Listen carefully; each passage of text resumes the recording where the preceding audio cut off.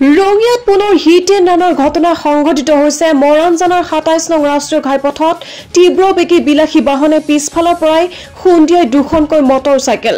গুৱাহাটী দিশৰ পৰা ৰঙিয়া অভিমুখে AS25G4540 নম্বৰৰ স্কুটি আৰু AS25U5979 নম্বৰৰ পালচাৰ বাইকখন একেটা দিশৰ পৰাই গৈ থকা এখন বিলাসী বাহনে পিছফালৰ পৰা মহতিয়াই নিয়ে স্কুটি আৰু পালচাৰ বাইকখনক।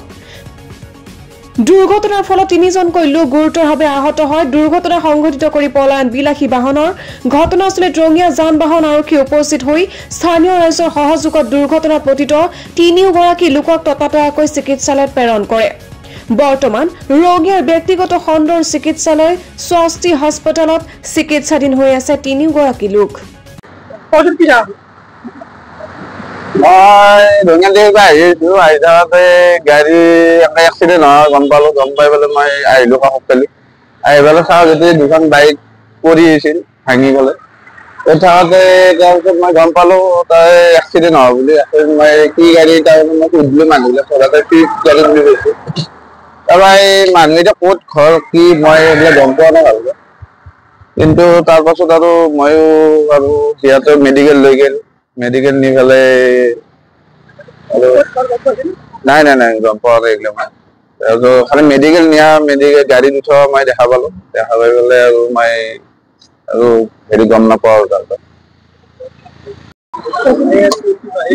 তাৰমানে আপোনাৰ অলপ আগতে এই আপোনাৰ এখন বহু স্পীডত অহা স্কৰপিঅ' নে কি মোৰ সন্মুখতে হৈছে এক্সিডেণ্টটো, কিন্তু গাড়ী কোনখন নাই খুন্দিয়ালে গম নাপালো।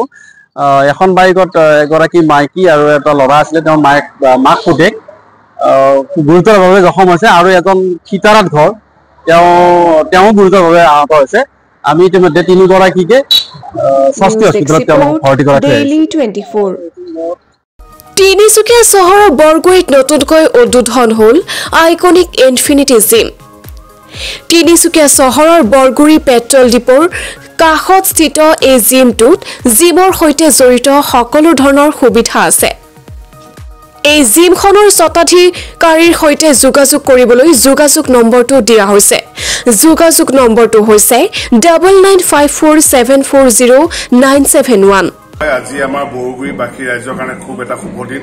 আমাৰ এই অঞ্চলৰ আজি বহুত দিনৰ পৰা এটা ভাল জিম খোলাৰ এটা যি প্ৰয়াস আছিলে, সেই প্ৰয়াসটো আমাৰ মোৰ লগৰ চিন্তু দত্তই তেওঁ আজি ফুলফিল কৰিছে। আমাৰ বৰগুৰিবাসী ৰাইজৰ কাৰণে এটা ধুনীয়া আটকধুনীয়া জিম তেওঁ আজি অপেনিং কৰিছে। আজিৰ পৰা এই জিমটো শুভ আৰম্ভণি হৈছে আৰু আপোনালোকে দেখিছে জিমটো খুব সকলো বয় বস্তু যিখিনি আছে সকলো আপগ্ৰেডেড হয় আৰু আমাৰ বৰগুৰিবাসী ৰাইজৰ কাৰণে সুবিধা হ'ব। আমাৰ এই অঞ্চলত এতিয়া বৃহৎ এটা ডাঙৰ অঞ্চল। এই অঞ্চল ল'ৰা ছোৱালীবিলাকে আহি ইয়াত তেওঁলোকে নিজৰ শৰীৰ চৰ্চা কৰিব পাৰিব।